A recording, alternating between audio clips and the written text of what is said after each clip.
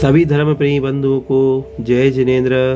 आज हम सभी आचार्य समंत भद्र स्वामी द्वारा रचित ग्रंथराज रत्न गणेशाचार्य जी के श्लोक क्रमांक 141, जिसमें सचित्राग प्रतिमा का वर्णन किया गया है, वो मैं आपको यहाँ पढ़ाने जा रहा हूँ। सभी लोग ध्यानपूर्वक पढ़िए।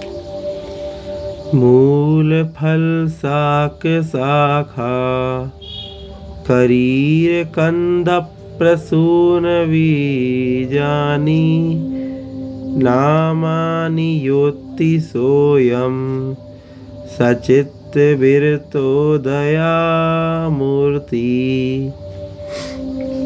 आइए उच्चारण हुआ, अब अर्थ की ओर चल रहे हैं।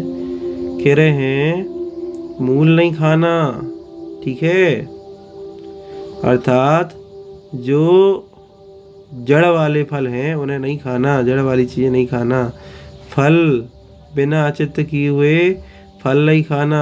शाक मतलब सब्जी, शाखा मतलब शाखा, करी मतलब होती हैं गांठ, कंद मतलब होता है कंदमूल, प्रसून मतलब होता है फूल, बीजानी मतलब होते हैं बीज।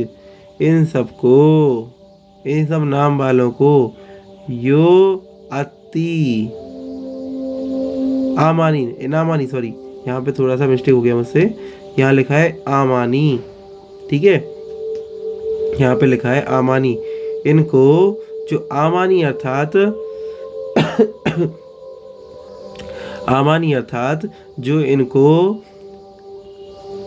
अपक्व अर्थात कच्चे, ना अति, यो मतलब जो ना अति नहीं लेता है, ये लिखा है ना शुरुआत में, ना मतलब नहीं, अति मतलब ग्रहण करता है, जो मतलब सीधे मतलब है कि कच्चे, अपक्व या हरे ऐसे रूप में इन सब चीज़ों को ग्रहण जो नहीं करता है, उसको ही सचित्त विरतो दया मूर्ति, उसको ही दयालु सचित्त प्रतिमाधारी कहा गया है।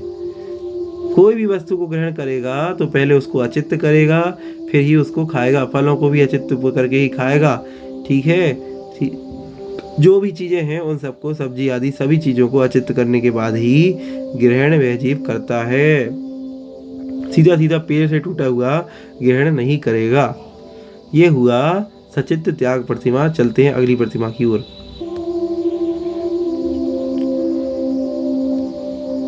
आइए, अगली प्रतिमा का नाम है रात्रि भुक्ति त्याग प्रतिमा। उच्चारण करते हैं 142 नंबर श्लोक। अन्नम पानम खाद्यम लेयम नाशनाति यो विभावर्याम सचरात्रि भुक्ति विरतः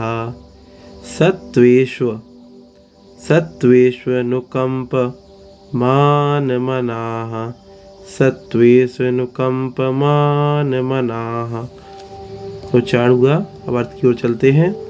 तो कह रहे हैं अन्न नहीं खाना, रात को कोई पीने की चीज़ नहीं खाना, पानी आदि कुछ भी नहीं, खाद्यम लेयम, ठीक है, इन सब का खाने योग्य कोई भी वस्तु हो, लड्डू पेड़ा बर्फी कुछ भी नहीं, चाटने वाली कोई भी चीज़, चटनी आदि रबड़ी आदि कुछ भी, ये चारों प्रकार के जो भोजन होते हैं उनको ना असनाती, जो नहीं खाता है, यो मतलब जो विभावर्याम मतलब रात्रि में, इन चारों प्रकार के आहारों को जो रात्रि में नहीं खाता है उसको ही रात्रि भुक्ति व्रता, उसे ही रात्रि भुक्ति त्याग व्रत जीव कहते हैं। और क्या कहते हैं, सत्वेश अनुकंप मान मनः, वो सत्वेश मतलब सभी जीवों पर, प्राणियों पर अनुकंप वाला चित्त, अनुकंपा धारण करने वाला जीव कहलाता है, ठीक है। सभी जीवों पर, सभी प्राणियों पर अनुकंपा धारण करने वाला कहलाता है, वो रात्रि त्याग प्रतिमा वाला कहलाता है, ठीक है। रात्रि भुक्ति त्याग प्रतिमा वाला कहलाता है जो चारों प्रकार के आहारों का रात्रि में त्याग करता है। अब आपके मन में आएगा कि इससे पहले क्या रात्रि भोजन कर सकते थे? रात्रि भोजन का त्याग तो पहले ही हो जाता है, फिर ये अलग से क्यों दिया?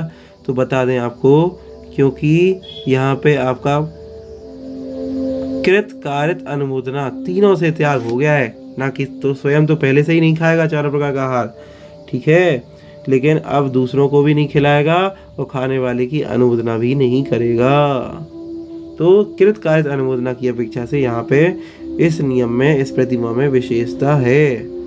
ठीक है, किसी किसी शास्त्रों में इस प्रतिमा का दूसरा नाम दिवा मैथुन त्याग प्रतिमा भी दिया है। ठीक है, दिवा मैथुन त्याग।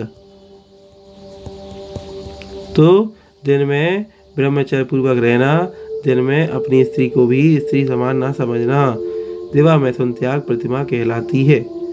ठीक है, कई कई जगह इस प्रतिमा को ये प्रतिमा भी कहते हैं। दोनों ही हमारे लिए मान्य हैं, लेकिन आचार्य समंत बद्ध महाराज ने चूंकि ये बताया है और हम इस ग्रंथ का स्वाध्याय कर रहे हैं, इसलिए हम तो इसको ही अभी पढ़ेंगे और समझेंगे।